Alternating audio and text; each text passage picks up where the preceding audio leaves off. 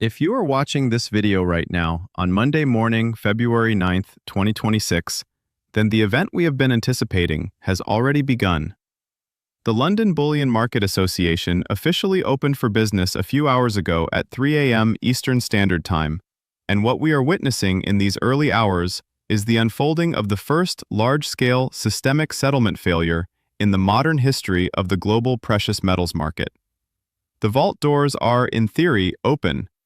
The clearing banks are supposed to be matching delivery orders with physical bars sitting in LBMA-approved facilities.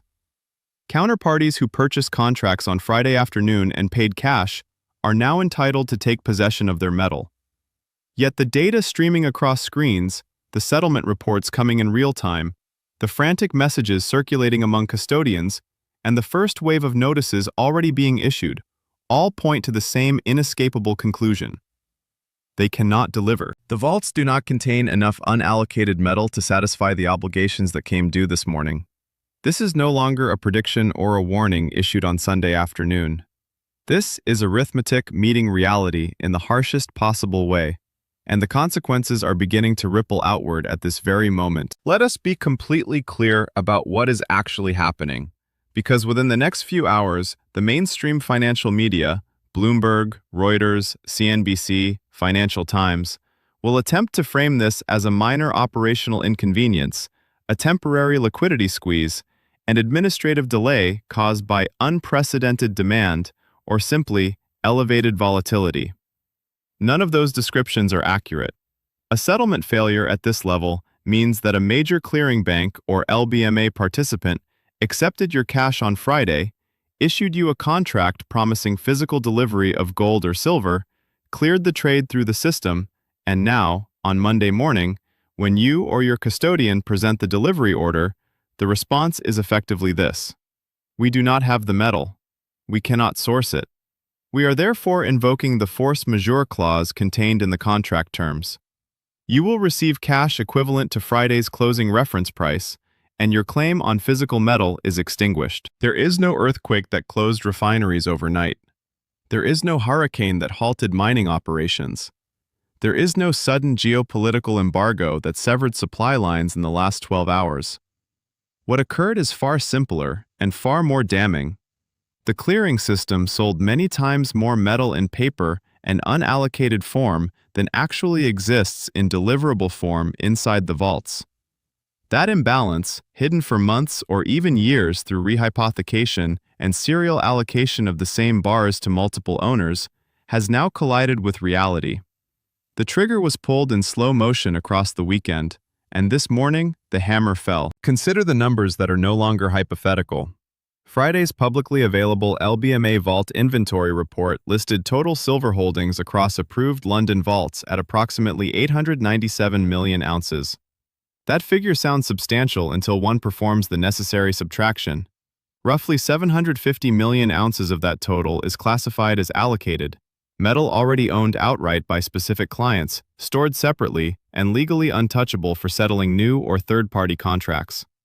That leaves roughly 147 million ounces of unallocated silver, the floating pool that clearing banks and market makers are allowed to use to satisfy delivery requests from unallocated account holders and contract buyers. 147 million ounces. Write that number down, because everything that has happened since Friday close orbits around it. Over the course of Saturday and Sunday, gray market over-the-counter transactions, deals executed privately between sovereign wealth funds, central banks, ultra-high net worth individuals, and institutional buyers who do not wait for official exchange hours, reportedly totaled close to 183 million ounces of silver demanded for Monday delivery. 183 million against 147 million available. That is, a shortfall of approximately 36 million ounces before we even account for the additional buying pressure that materialized when Asian markets opened late Sunday evening, early Monday morning in their respective time zones. Shanghai, Hong Kong, Singapore, Tokyo. All of them absorbed weekend order flow and pushed physical demand even higher. Add in Middle Eastern sovereign and institutional buying that typically ramps up as London opens, plus retail and smaller institutional panic purchasing triggered by Friday's spike to $76 per ounce, and the mathematical impossibility becomes glaring. The system entered this morning already structurally short, and the first delivery requests have now exposed that nakedness to the entire market. What unfolds in the next few hours follows a pattern that has appeared in smaller markets and less liquid commodities before, but never at this scale and never at the very heart of the global precious metals pricing mechanism. A buyer or custodian submits a delivery order for, say, 5,000 ounces of silver or one good delivery 400-ounce gold bar. The clearing bank checks the vault records and discovers that the specific bar or the equivalent unallocated allocation has already been pledged, sold, or promised to at least 2 or 3 other parties. The same physical metal has been fractionally reserved multiple times over. Faced with that shortfall, the bank does not admit insolvency or fraud. Instead, it executes the clause it wrote into the contract years ago, force majeure. Within the first 30 to 90 minutes of the London Open, emails and formal notices begin landing in inboxes. The language is almost identical across institutions. Due to extraordinary market conditions beyond our control and unprecedented demand for physical delivery, we regret to inform you that we are unable to fulfill your delivery request at this time. In accordance with Section 12.4 of the LBMA Good Delivery Rules and Standard Terms, we are invoking force majeure and will settle your contract in cash at the Friday reference price. Payment will be processed within 48 hours. Your contract is closed. You receive $380,000 for a 5,000-ounce silver position at Friday's $76 close. The matter is legally finished. Except the spot price of physical silver is no longer $76. As word spreads through trading desks, chat groups, private networks, and eventually public feeds, the physical market begins to reprice violently. Bars that were quoted at a $9 to $12 premium on Friday are now being bid at $20, $30, $40, or more above the paper price. The premium explodes because physical holders suddenly possess genuine leverage. They understand that clearing banks and short participants are desperate to cover their obligations, and the only way to obtain metal is to bid it away from people who actually own it. That dynamic creates a self-reinforcing feedback loop. Higher premiums lead to more holders refusing to sell, which drives premiums still higher, which forces more cash settlements, which destroys confidence in paper instruments even further. The clearing banks are not passive victims of circumstance. They anticipated this moment. Throughout Sunday, they were on conference calls with legal departments, compliance teams, and LBMA officials. They drafted template notices. They rehearsed public relations language. They coordinated with regulators to ensure the narrative remained sanitized. By calling this a technical issue, or temporary delivery delay caused by exceptional demand, they hope to buy time, limit panic, and prevent a full run on unallocated accounts. Yet the truth is already leaking through the cracks. Independent dealers, private vault operators, and smaller custodians are beginning to report extended wait times, dramatically higher premiums, and outright inability to source metal on short notice. If you still maintain any exposure to unallocated silver or gold, whether through a pool account, a bank bullion certificate, an ETF that promises redemption, or a futures position with potential delivery risk, today is the day to act. Contact your dealer, your custodian, your vault provider immediately. Ask 3 direct questions. Can I take physical delivery today? What is the current premium over spot? What is the realistic wait time for sourced metal? Document every answer. Record the call if legal in your jurisdiction. Request written confirmation. Screenshot emails. Then return to this video or similar channels and report what you were told in the comments. We are crowdsourcing real-time field intelligence because the mainstream outlets will not dispatch reporters to count bars and vaults or interview clients receiving force majeure notices. They will quote anonymous bank executives who assure everyone that the situation is well in hand. Trust the math instead. Trust the vault reports filed Friday. Trust the gray market flow numbers that circulated over the weekend. Trust the delivery refusals and premium blowouts that are materializing right now. This crisis did not appear overnight. It is the inevitable consequence of multiple structural forces that have been building for years.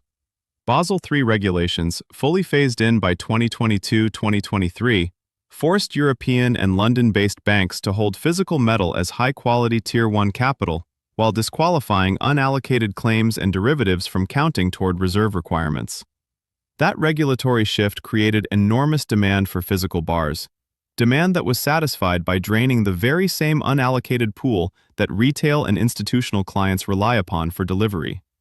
At the same time, sovereign buyers, most notably China, have been accumulating physical silver at an accelerating pace for strategic reserves, solar panel production, semiconductor fabrication, defense applications, and 5G infrastructure.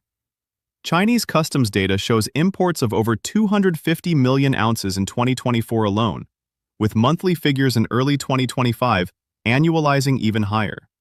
That metal flows in one direction, east. It does not return to London vaults. Meanwhile, Western paper markets continued to write contracts, expand open interest, and sell unallocated positions as though inventory were infinite. The mismatch between paper claims and physical availability has been growing wider for years. This morning, it snapped. What happens next depends partly on how quickly the failure spreads from London to New York. When COMEX opens at 8:20 a.m. Eastern, the futures market will confront the same arithmetic problem. Registered silver inventory eligible for delivery sits at multi-decade lows, around 47 to 50 million ounces by Friday's close, while open interest represents several times that amount in potential delivery demands. If even a modest percentage of contracts stand for delivery, the exchange will face its own shortfall. It, too, maintains a force majeure provision, Rule 12.04 and related clauses. Cash settlement at stale prices becomes the default escape valve. The paper price may lag for a few hours, but the physical premium will dictate reality. Traders who understand this are already positioning, selling paper instruments, buying physical where possible, moving metal to allocated storage, or simply standing aside until the dust settles. The smart money exited unallocated exposure weeks or months ago. Those who remained are now discovering, in real time, the cost of trusting promises instead of possessing bars. The clock is no longer on your side. The settlement notices are going out, the premiums are widening, the credibility of the entire unallocated/paper pricing system is eroding with every failed delivery attempt reported this morning. You still have a narrow window to act. Call your custodian, demand conversion to allocated storage or physical withdrawal, document refusals, and protect whatever you can before the cascade accelerates. The warning was issued yesterday. The evidence is accumulating now. The choice is yours, but the consequences of inaction are becoming visible by the hour. Stay vigilant. Verify everything you hear from official channels against what dealers and custodians are actually saying on the ground. And remember that in a crisis of this nature, physical possession remains the only incontestable form of ownership. The paper game is ending. Not tomorrow, not next week, but right now, on this Monday morning in February 2026.